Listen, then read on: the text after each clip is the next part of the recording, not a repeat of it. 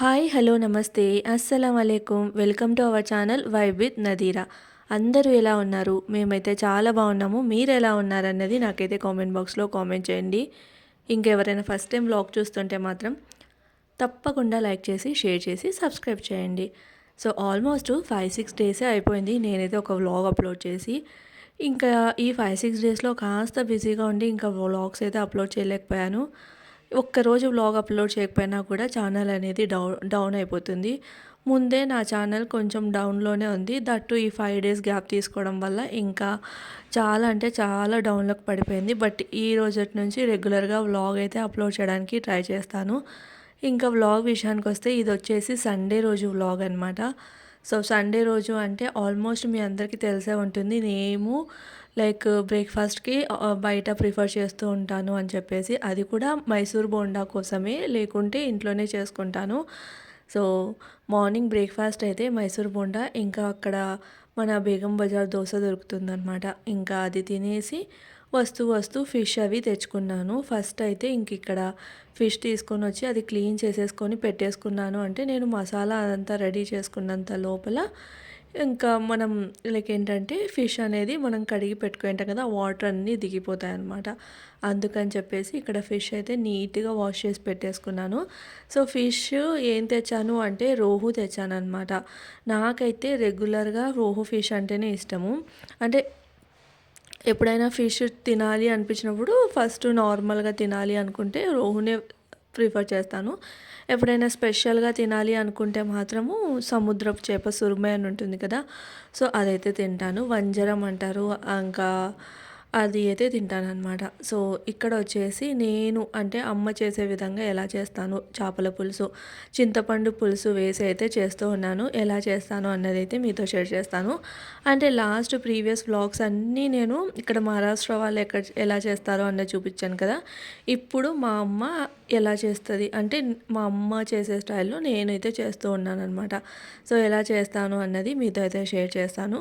And మీరు కూడా ఇలానే చేస్తారా, అండ్ మీరు ఎలా చేస్తారో అన్నది కూడా నాకైతే కామెంట్ చేయండి.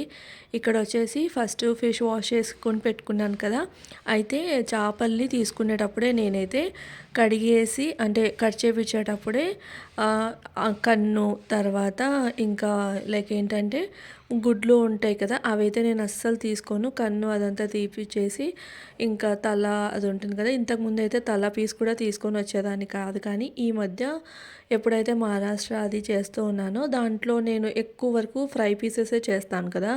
సో ఇంకా పులుసు పెట్టాలంటే పీసెస్ ఉండవని చెప్పేసి తల తీసుకురావడం అయితే అలవాటు చేసుకున్నాను. ఇంకా అప్పటి నుంచి ఇంకా తల పీస్ కూడా తీసుకొని వస్తాను అనమాట. అయితే కన్ను తీసేసి కట్ చేపించి తీసుకొని వస్తాము.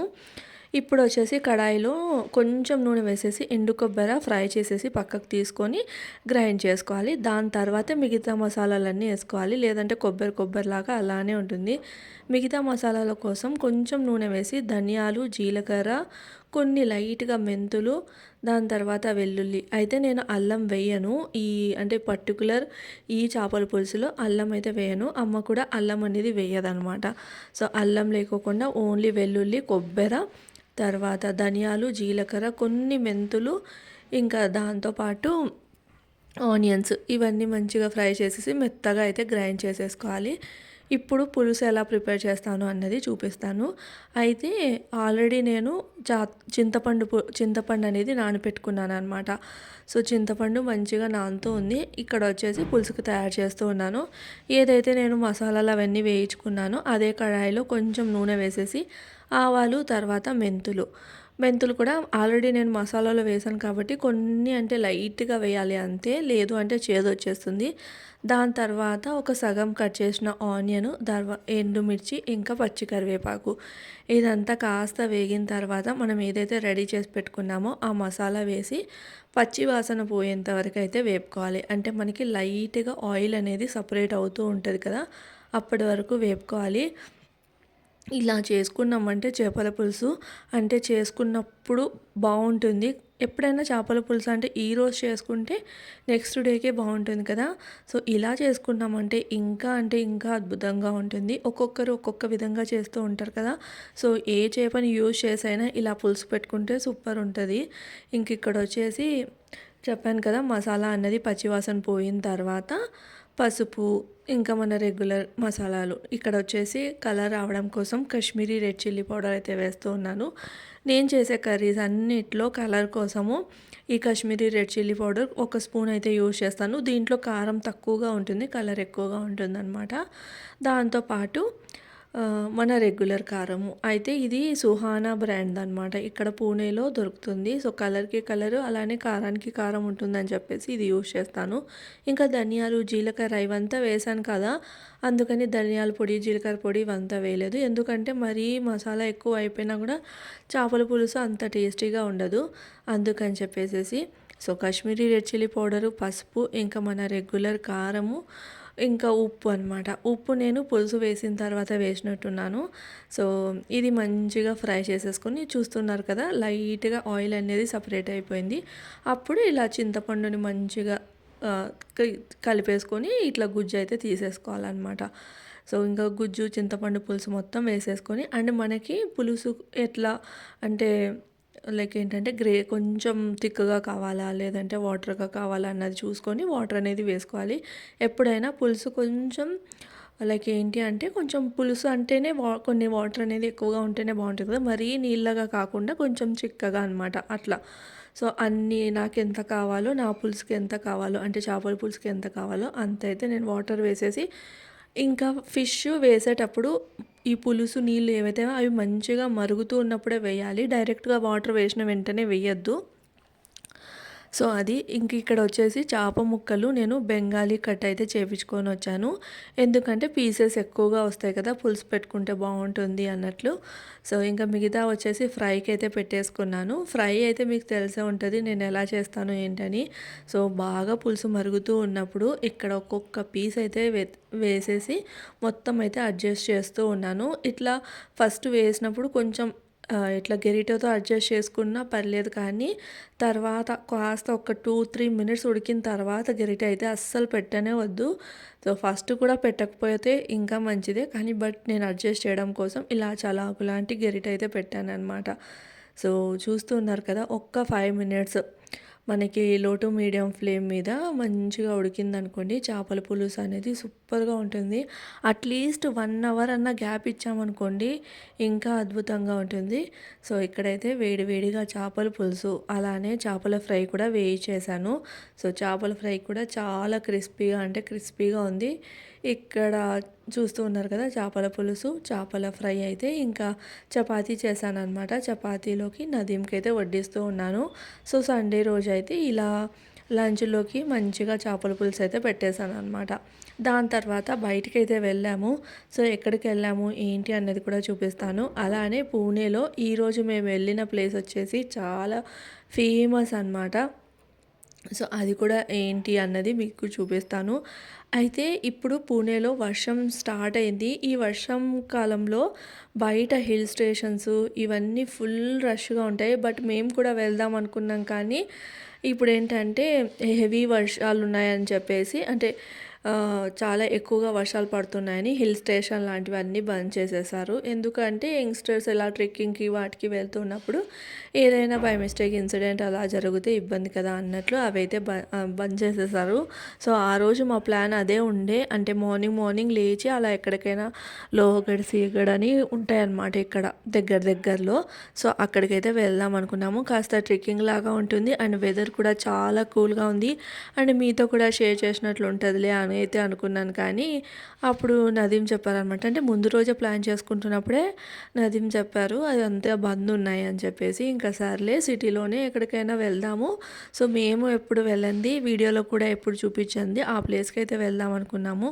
సో ఈవినింగ్ అయితే రెడీ అయిపోయి ఆ ప్లేస్కి అయితే వెళ్ళామన్నమాట. ఇంక ఇక్కడ వచ్చేసి ఆఫ్టర్నూన్ లంచ్ చేసేసిన తర్వాత సామాన్లన్నీ సింక్లో వేసేసి ఇంకా ఈవినింగ్ మొత్తం అన్నీ తోమేసి రెడీ అయిపోయి ఇక్కడైతే వెళ్ళిపోతున్నాం అనమాట. ఎక్కడికి వెళ్తున్నాం అనేది అయితే మీతో చెప్తాను.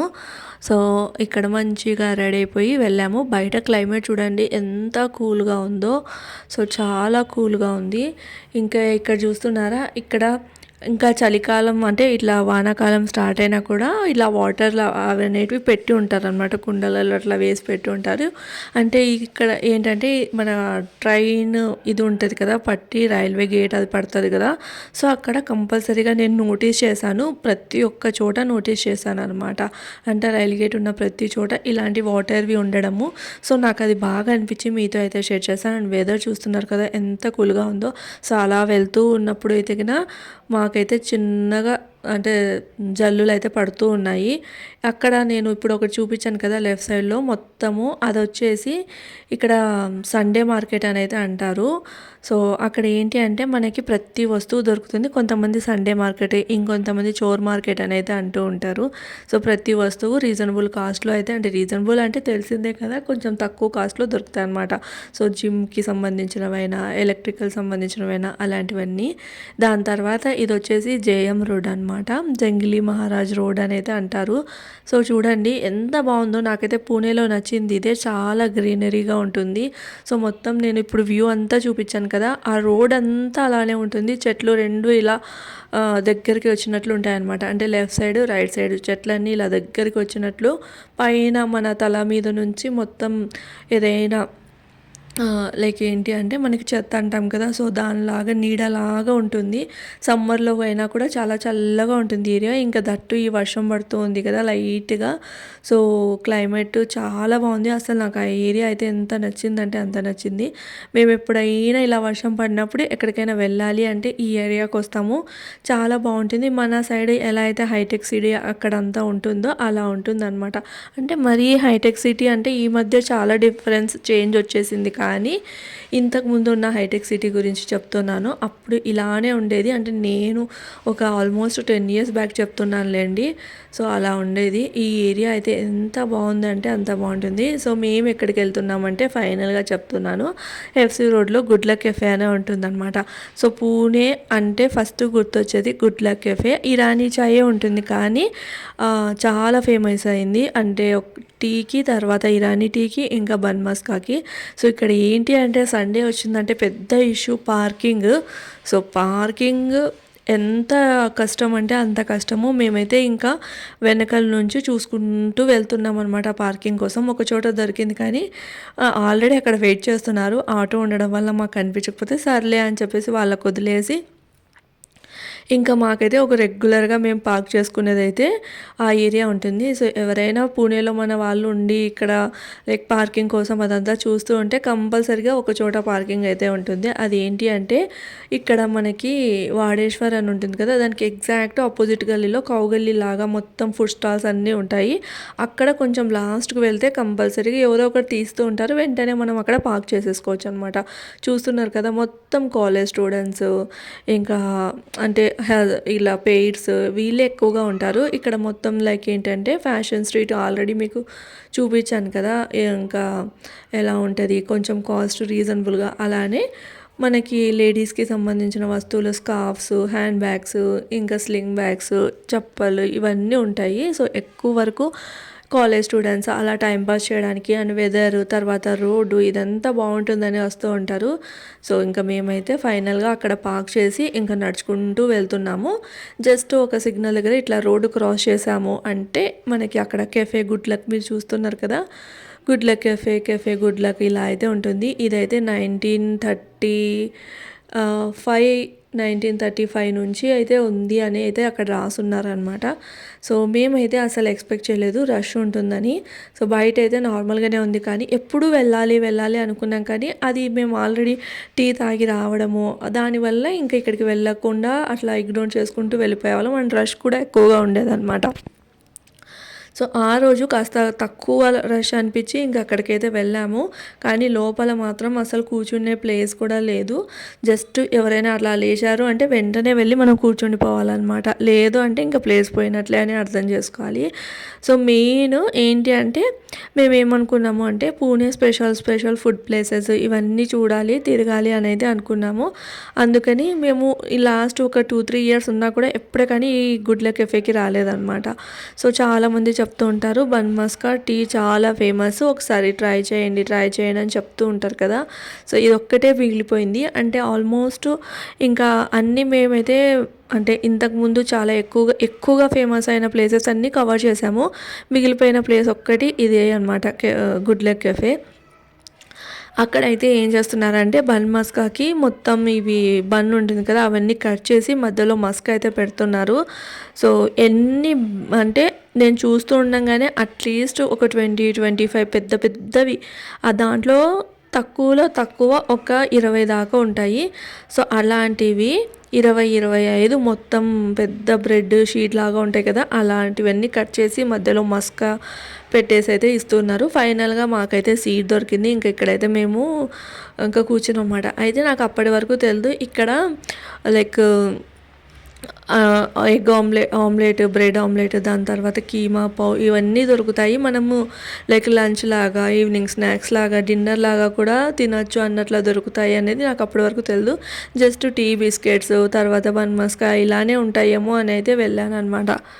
ఇంకా అక్కడికి వెళ్ళిన తర్వాత సమోసా ఉంటే ఇంకా సమోసా కూడా ఆర్డర్ చేసాము. ఒకే ఒక్క పీస్ సమోసా, ఇంకా ఒకటి బన్ మస్కా, దాని తర్వాత ఇద్దరికి 2 ఇరానీ టీ అయితే ఆర్డర్ చేసాము. సో ఇక్కడైతే మీకు మెన్యూ కార్డ్ చూపిస్తున్నాను అనమాట. రేట్స్ కూడా రీజనబుల్గానే ఉన్నాయి, పెద్ద హెవీ కాస్ట్ అదంతా ఏం లేదు. బట్ మెయిన్ నాకు అక్కడ అనిపించింది ఏంటి అంటే, ఇది మన ఏంటంటే కూర్చోవడానికి ప్లేస్ ఉండదన్నమాట. ఒకవేళ ప్లేస్ లేకపోతే బయట నిల్చొని మనం తీసుకెళ్ళి, అంటే టోకెన్ తీసుకెళ్ళి అక్కడి నుంచి మనం టీ ఇంకా బన్ మస్కా తీసుకెళ్ళి బయట నిల్చొని తినేయడం, తాగడం అంతే అనమాట. సో ఇక్కడ చూస్తున్నారు కదా, ఇట్లా 5 పీసెస్ లాగా అయితే కట్ చేసి ఇచ్చారు. ఎంత సాఫ్ట్గా ఉంది అంటే అంత సాఫ్ట్గా ఉంది.